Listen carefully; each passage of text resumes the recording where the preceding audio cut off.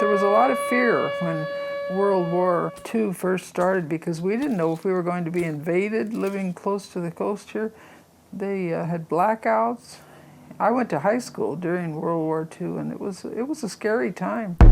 When the Japanese attacked Pearl Harbor, our west coast became a potential combat zone. Living in that zone were more than 100,000 persons of Japanese ancestry, 2/3 of them American citizens, 1/3 aliens. I call them concentration camps. They call them relocation centers. It bothered me because it disrupted what I thought was the hard-working accomplishments of the Niseis, the parents.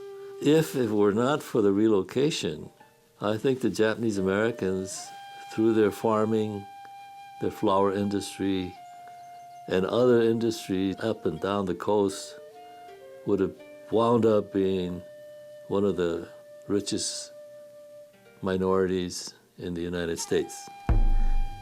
They took that away from us.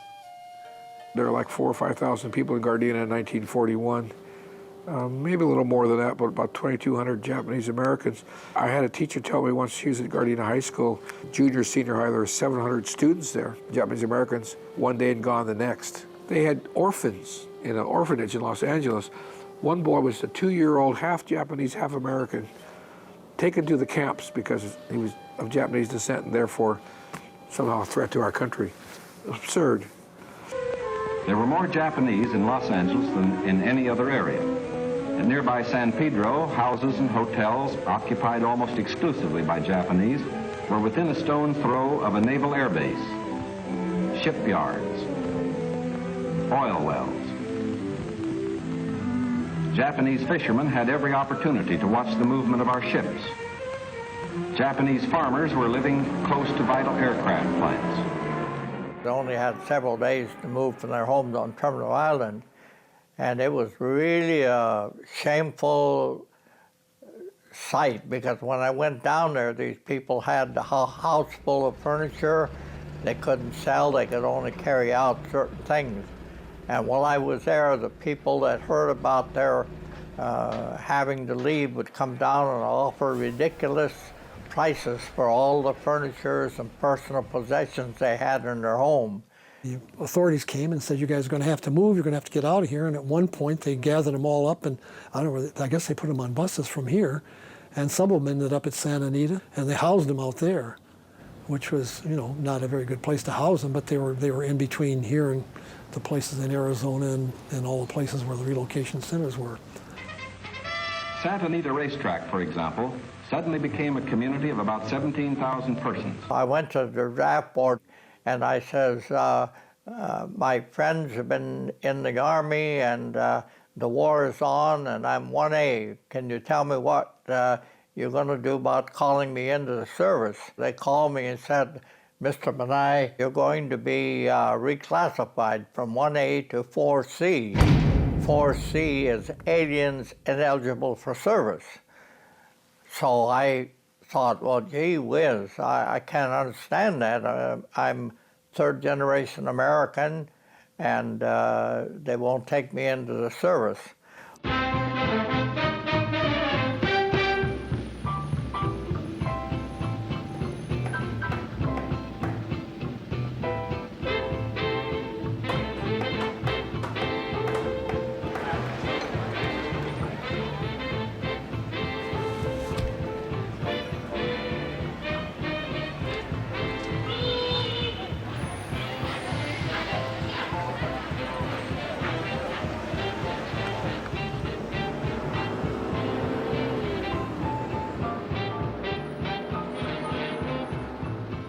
Manzanar was a wartime camp established by the government that housed about 10,000 Japanese Americans.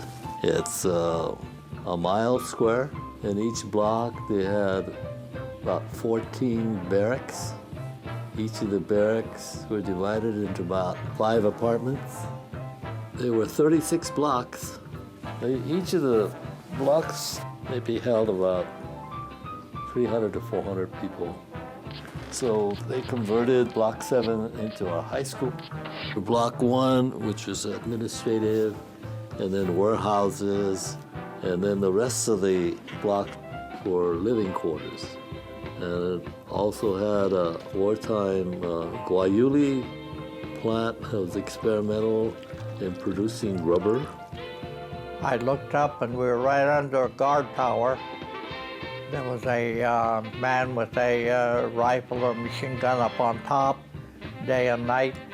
So I told myself that I can't stand this, I'm gonna have to get out of here. Well, after several months, they called me one time and said, we are forming labor battalions to go out to harvest produce because there's farmers out there and can't get any labor during the war. The first unit was about 12 people and we were sent to Idaho and we harvested sugar beets and potatoes. It was a hard job, but at least I was out of camp and I was very happy. Well, a little bit later, I heard that they were going to have the 442nd Regimental Combat Team.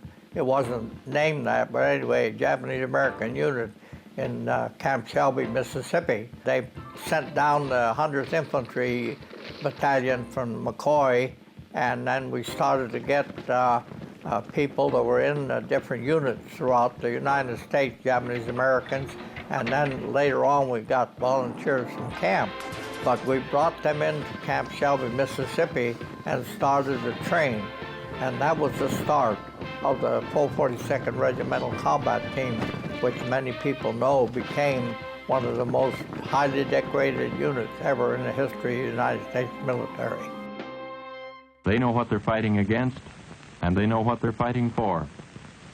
Their country, and for the American ideals that are part of their upbringing. Democracy, freedom, equality of opportunity, regardless of race, creed, or ancestry.